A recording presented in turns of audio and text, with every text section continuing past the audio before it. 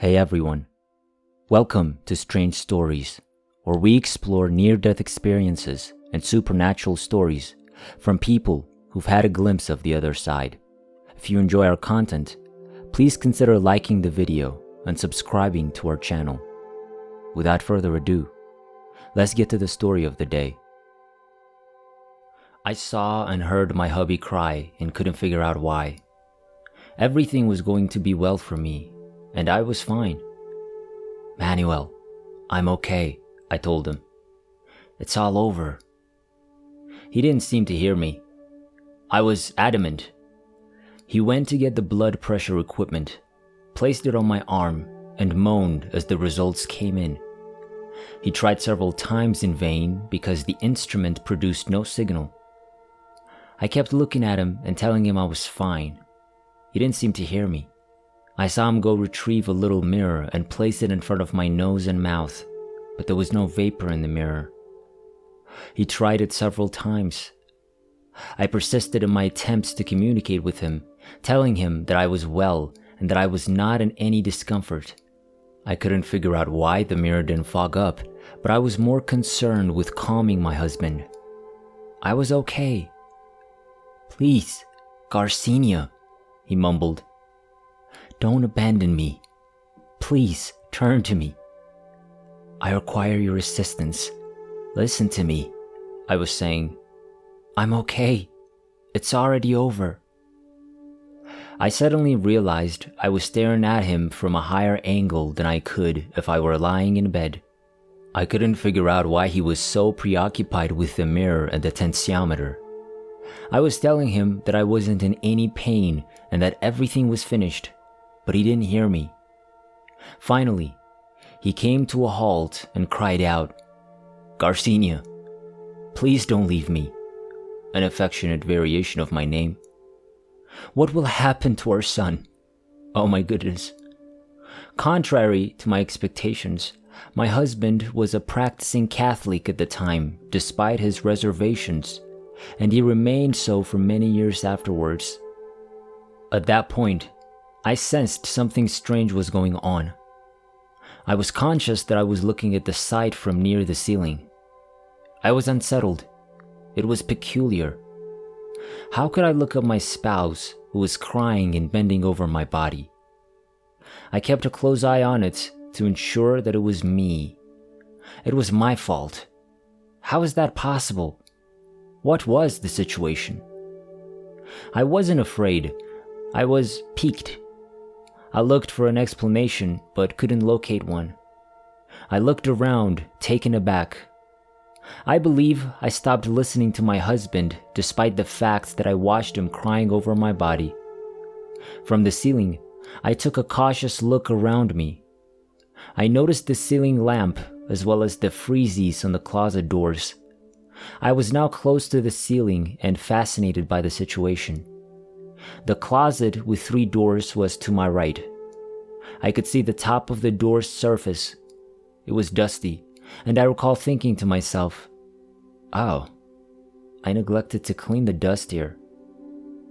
Then I noticed a dust-covered sheet of blue paper with 25 lines.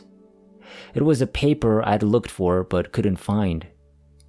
"It's here," I thought. I hunted everywhere for it and finally found it, encrusted in dust. I'll have to clean more thoroughly. I realized this was not a dream. I felt sad for my husband as he shook my body. I didn't believe I was dead. I wasn't dead because I could see the situation from an impossible vantage point. I couldn't understand anything. I was unsettled. I noticed the clock on the wall behind me. I felt sucked as I tried to see the time and exited that location. I was in a spot and absolute darkness the next instant. I felt terrified and disoriented. I reached out my arms, attempting to reach a wall or a piece of furniture. Nothing was within my grasp. I recall moving forward with my arms extended and rolling in all directions, looking for a point of reference. I was afraid because there was nothing. What was I doing? What exactly was I doing here? I did not invoke God or the saints. They didn't exist to me. I didn't summon anyone. I chose to walk in one direction just to try it. I moved by extending my arms in front of me. Then I heard a voice say, "Don't be afraid. We are here to assist you." I reached out my arms in search of the voice, but all I found was a nothingness. Another voice, and another, stated the same thing to me. I can't tell you how many there were. I could feel their presence but not touch them. At some point, I understood that I wasn't hearing them with my ears, but rather with my thoughts. How could that be? I understood I didn't have a choice. I was in the dark, not knowing where I was or what I was looking for. I had no one to turn to for assistance. I was in the dark. These voices appeared to be humans to me since I could understand what they were saying. I was curious as to where I was. Was I blind if I didn't notice them? "No, you're not blind," I heard within me. I gave up trying to touch them. I mentally accepted their assistance. In fact, I was terrified. I was disoriented by the utter darkness. "Come." "Where are you going?" Come with us." "How? I can't see you." "Give it up." Whoever communicated with me was located to the right. I sensed an energy like static electricity or magnetism, something I couldn't put my finger on. I also had the impression that there were other energies about me. I stopped questioning it and let it go. My body shifted into the position of resting face down on my tummy. I was anxious, but my companion assured me that I would not fall. In the dim light, we go slowly. So it appeared to me. I had no idea how fast I was traveling because I had no point of reference. I felt like I was gliding. "Where are we going?" I inquired. They replied that I should be cool and carry on. The terror was dissipating. A speck of light appeared in the midst of the darkness at one point. "Look," they said to me. "That's where we're heading." I didn't have any inquiries. The blackness diminished as we moved in the direction of the light. I didn't get the impression that I was traveling via a tunnel. I felt the impression of traveling in the projected cone of light, similar to how you project a cone of light when using a lantern in the dark. That is how I would describe the situation. I began to feel uneasy. I needed to be near to the light. It appeared to me as a star that would brighten the area as we got closer. I attempted to gaze at my companions while there was clarity around me. I couldn't see them, but I could feel them around. I remained calm, as if everything had happened naturally. I realized we arrived at a spot where the light was so bright that I saw countryside. But I didn't have time to examine it in detail because we seemed to be moving at an unfathomable rate. In the distance, I could see the earth and the moon. I noticed the sun setting. I was astounded. There were colors I couldn't describe since they didn't fit into the earth's color palette. Tones generated layers that looked like transparent, stacked plaques. They were stunning, and I was overjoyed. I let myself be transported without hesitation. I was astounded. We walked through a lot of dust. As we traveled forward, more and more stars appeared and faded away. I had no trouble seeing the illumination of the stars. The cosmic scenery was equally stunning. I was like an inquisitive tourist, examining everything despite the fact that the movement was too fast to notice details. I recall comprehending. I had the impression that I was seeing the stars in parallel, limitless planes. Because I understood everything, I stopped asking questions. I took in the sight and amazed at it. The colors and stars that we passed formed the landscape. I was so engrossed that I didn't notice the first light. My invisible companions remained with me, but I had the impression that they were gradually being left behind. That seemed like a natural fact to me. The first buddy, who was standing on my right, remained present. I could sense it. I looked at the light we were approaching. It was as bright as the sun, but it didn't hurt. I gazed at it directly, but felt no discomfort. The same thing happened whenever we passed by a star. None of these lights were harmful. The hues were stunning and unlike anything I'd ever seen before. I remember moving but not seeing my body. It wasn't important at the time. As weird as it may seem, the further I got from Earth, the less important my family's existence became to me. It was unusual that I didn't think of my son. I recollect having a feeling similar to how we feel when we return home after a long absence.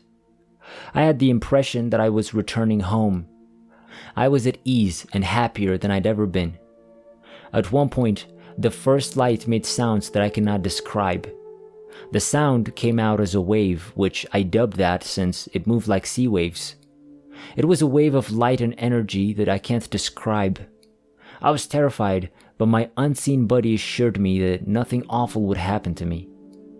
I lingered to watch the wave as it approached, anticipating what would happen. I felt the wave radiate love when it touched me. It was a love so immense that even if I included the love of my parents, my husband, my kid, the rest of my family, and what I felt for them, it would be like comparing a grain of sand to the desert. I'd never felt anything like it before. A new wave emerged, and when it reached me, I felt inexplicably loved. I wished I could go to the source of all that love.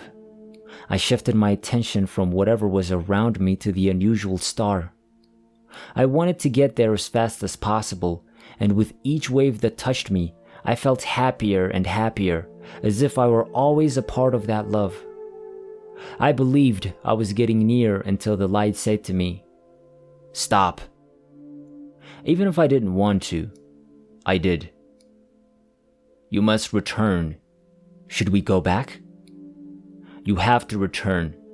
Your husband, as well as your son, require your assistance." "No. Please, I'd like to stay." "You simply cannot. You must return." "My husband marries another woman, and my boy has his father and grandparents. Allow me to remain." "You have to return.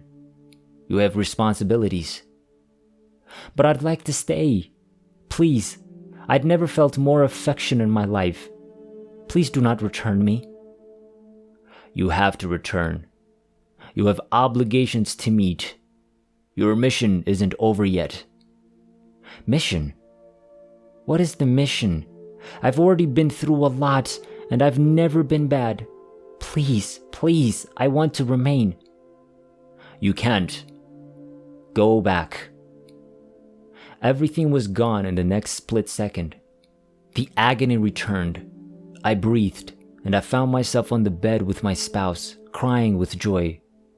I was in tears of grief. At the time, the nearest hospital was about 13 kilometers distant and provided such poor service to the community that anyone who had to go there was terrified. I was exhausted, and all I wanted to do was sleep. My spouse phoned a doctor who did not return his call. I told my husband about my incident, and we both burst into tears. He was impacted by the fact that I was safe, and I was moved by the experience and frustration of my return. My spouse confirmed that I did not open my eyes after placing my palm on my breast and attempting to breathe. How could I then witness all that happened? "Excuse me," I said to my spouse, but I didn't want to return. Everything was incredibly lovely and full of love. When our 4-year-old kid returned from a tour with his maternal grandparents and rushed to embrace us, I felt guilty for wanting to leave him a motherless orphan. But the agony of leaving that loving environment lingered on. My husband went to look for the papers, which I had mentioned was on top of the closet. He set up a chair to stand on and retrieved it, dusty as I remembered it. We'd never heard anything like that before. My spouse brought me to see a well-respected doctor the following morning. After a thorough examination, he performed an electrocardiogram and radiographed my entire body and administered reflex and cognitive tests. I'm not sure what else he did. Then he told us that I had suffered a cardiac and respiratory collapse as a result of an allergic response to the chemical makeup of aspirin, and that I was extremely fortunate to have lived. My spouse inquired as to whether we should have gone to the hospital. He claimed I would not have arrived alive. He thought I had minor heart and lung ailments, but that I could live with them for a long time. I tried to tell him what had happened, but he wouldn't let me, instead telling me something like this: "How come, Grace? You were unconscious and on the verge of death. I am positive that you do not see or hear anything. I'll give you an EEG to make sure everything is fine." For fear of being labeled insane, my husband and I chose to keep what had happened a secret. The EEG was performed and found to be normal for your age.